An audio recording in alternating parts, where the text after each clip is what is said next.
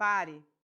Antes de enviar essa mensagem, antes de ligar mais uma vez, antes de tentar mais uma vez se explicar, justificar o seu valor, fazer com que a outra pessoa enxergue o que está perdendo. Eu preciso que você ouça o que vou dizer agora, porque o que estou prestes a compartilhar é a única coisa que ninguém vai te dizer neste momento. E é exatamente a coisa que vai mudar tudo. Sou Andrea Vermonte, psiquiatra, psicoterapeuta, escritora. E há décadas estudo as emoções humanas, a inteligência emocional e os segredos da mente. Hoje quero compartilhar com você o que aprendi em minha prática clínica, em minhas pesquisas e na convivência com milhares de pacientes e leitores. A verdade brutal sobre a psicologia humana, a que a maioria das pessoas passa a vida inteira se recusando a aceitar, é esta: as pessoas não valorizam o que está sempre disponível. Não importa o quanto você seja bom para alguém. Não importa a sua lealdade, o quanto você deu, quantas vezes você esteve presente. Se você está sempre lá, sempre acessível, sempre sendo o primeiro a estender a mão, você será dado como garantido. Sempre. Isso não é uma falha da outra pessoa, é uma falha inscrita na própria natureza humana. E quando você realmente entender isso, tudo muda. Ao longo de décadas estudando o comportamento humano, na política, nos negócios, nas relações amorosas, nas amizades, observei repetidamente o que chamo de lei da ausência. A pessoa que estava sempre presente perde o seu poder. A pessoa que sabe quando desaparecer cria uma atração quase magnética nas pessoas ao seu redor. Pense nisso. Pense em cada pessoa que você já desejou profundamente, as que você não conseguia parar de pensar. Eram aquelas que estavam constantemente disponíveis, ou eram aquelas sobre as quais você nunca tinha certeza, as que te deixavam levemente desequilibrado. Isso não é um jogo. Quero ser muito clara sobre isso.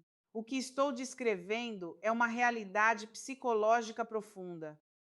Quando alguém está sempre presente, a mente humana o arquiva como garantido. E as coisas garantidas na vida, paramos de notá-las, paramos de apreciá-las. É o mesmo motivo pelo qual você não se maravilha todas as manhãs por ter eletricidade em casa. Simplesmente está lá. Torna-se invisível. E aqui está a tragédia.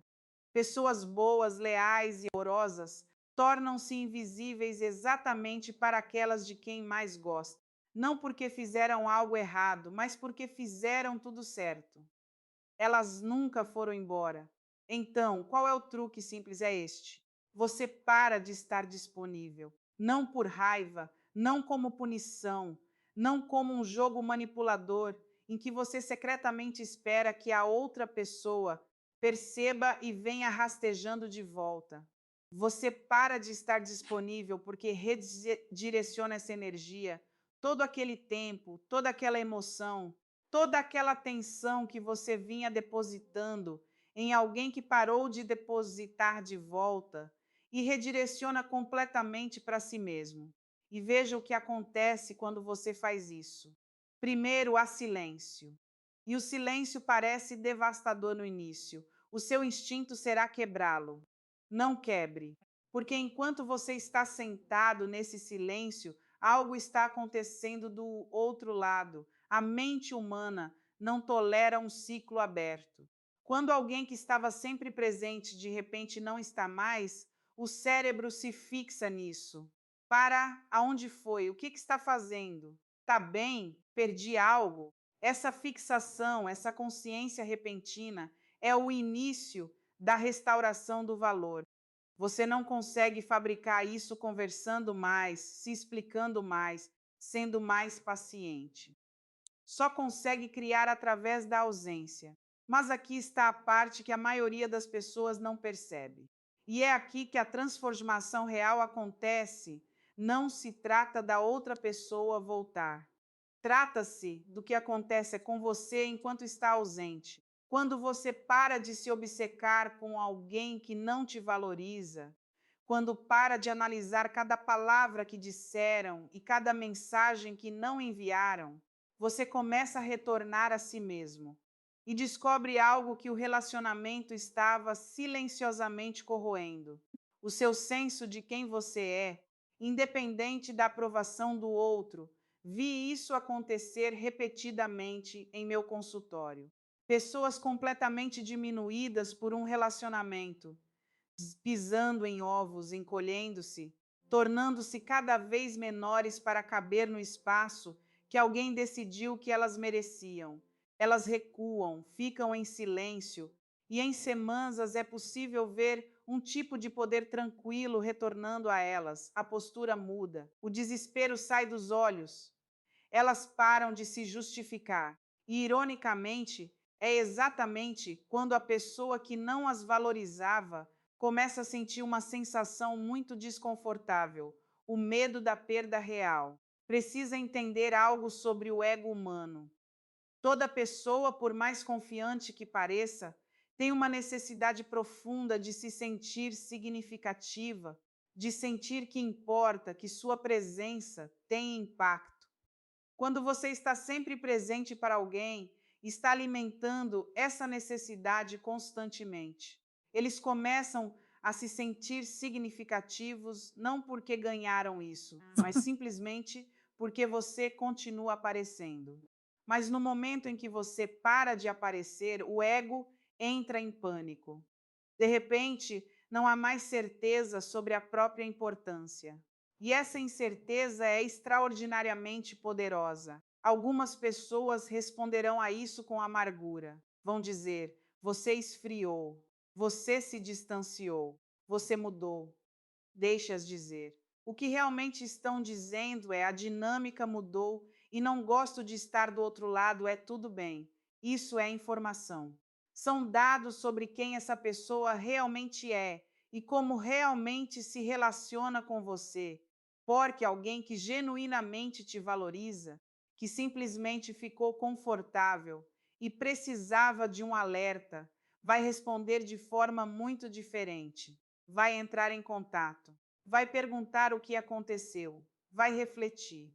E essa reflexão é onde a mudança real se torna possível. Mas quero ir mais fundo do que a dinâmica do relacionamento, porque honestamente, essa nem é a parte mais importante.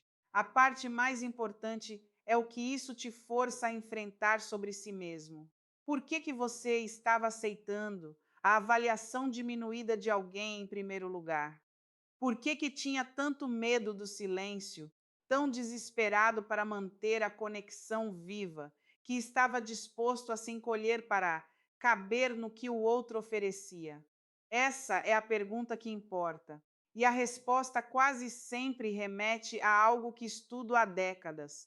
A maneira como as nossas experiências precoces nos condicionam a buscar certos tipos de validação emocional.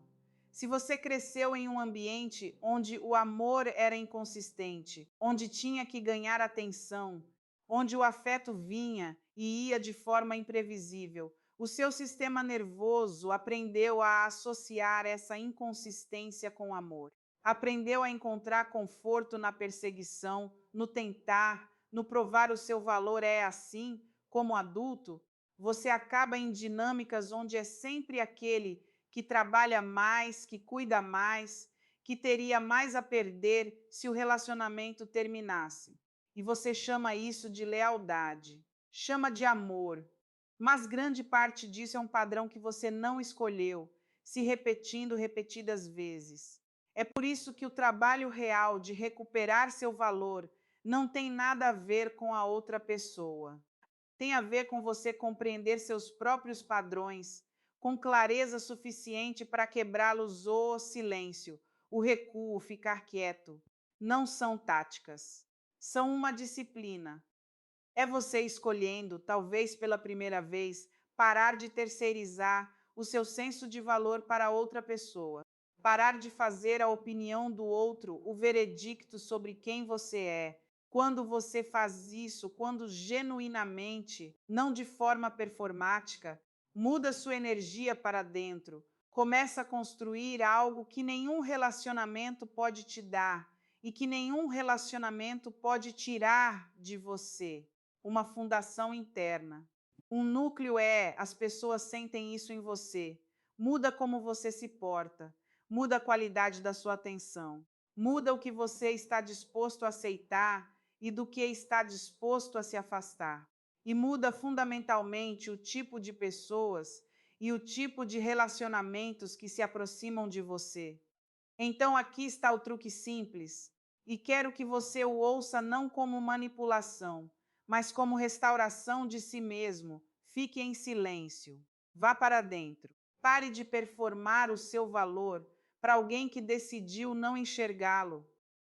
Não porque quer que eles te persigam, embora isso possa acontecer, mas porque você merece gastar sua energia em algum lugar onde ela cresce, e não onde ela desaparece. As pessoas que voltarem, voltarão porque acordaram. As que voltarem te deram o presente mais valioso possível. Libertaram você para encontrar o seu próprio nível, para encontrar as pessoas e situações que reconhecem o que você traz, sem que você precise provar repetidamente. Lembre-se disso. O seu valor não diminui porque alguém não conseguiu enxergá-lo.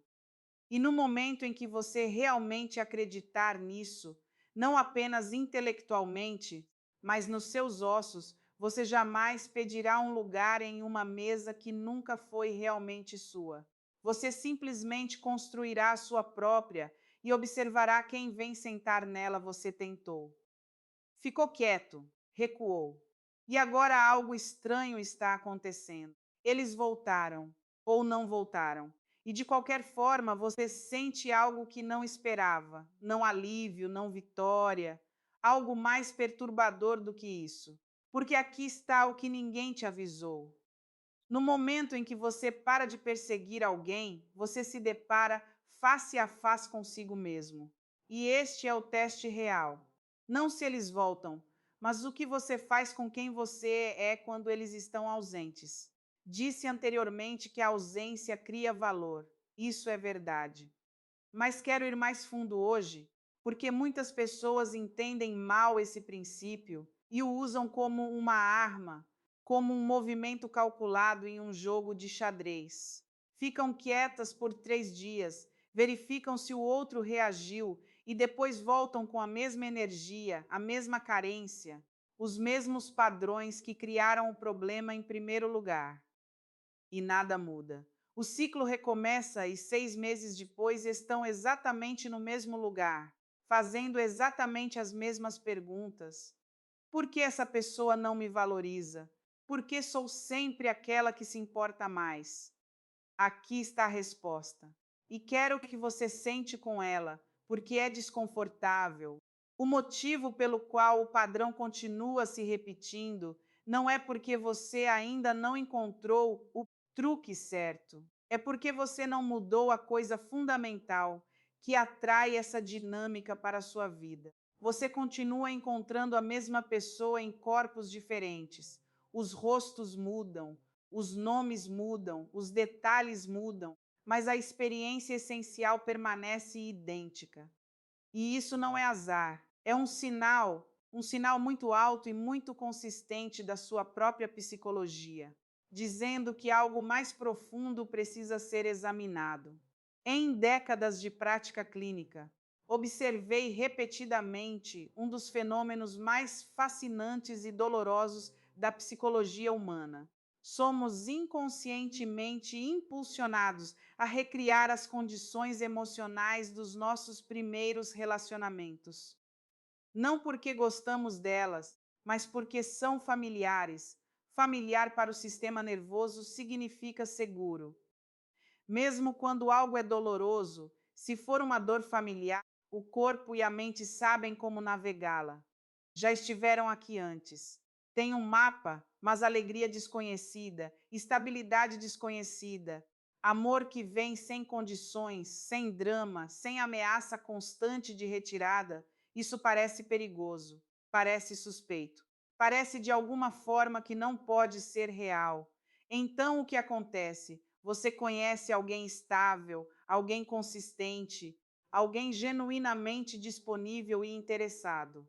E em vez de relaxar nisso, algo dentro de você começa a recuar. Você encontra razões para duvidar, cria distância, se sente sufocado pela confiabilidade do outro, então, quase como a agulha de uma bússola retornando ao norte, você se descobre atraído de volta a alguém que lhe dá aquela velha sensação familiar. Ter que trabalhar pelo amor, estar levemente desequilibrado, nunca saber exatamente onde está, você chama isso de química, chama de paixão. Mas o que está realmente sentindo é reconhecimento, o reconhecimento de uma ferida. Então, o truque real, a segunda camada, a que vai além da superfície, não é sobre o que você faz com o outro, é sobre se tornar profundamente, sem hesitação, honesto consigo mesmo sobre a história que está contando sobre amor, que você acredita no nível celular que merece, não o que você diz acreditar, não o que conta para os amigos, o que você realmente acredita, revelado pelos padrões de quem você escolhe e por quanto tempo fica. Porque aqui está algo sobre autoestima que ninguém fala com honestidade suficiente. Ela não é um sentimento, é uma prática, é uma decisão diária de agir de acordo com o valor que você diz ter. É a maioria das pessoas inteligentes, reflexivas e capazes, tem uma lacuna catastrófica entre o valor que sabe que tem intelectualmente e o valor que demonstra através das suas escolhas.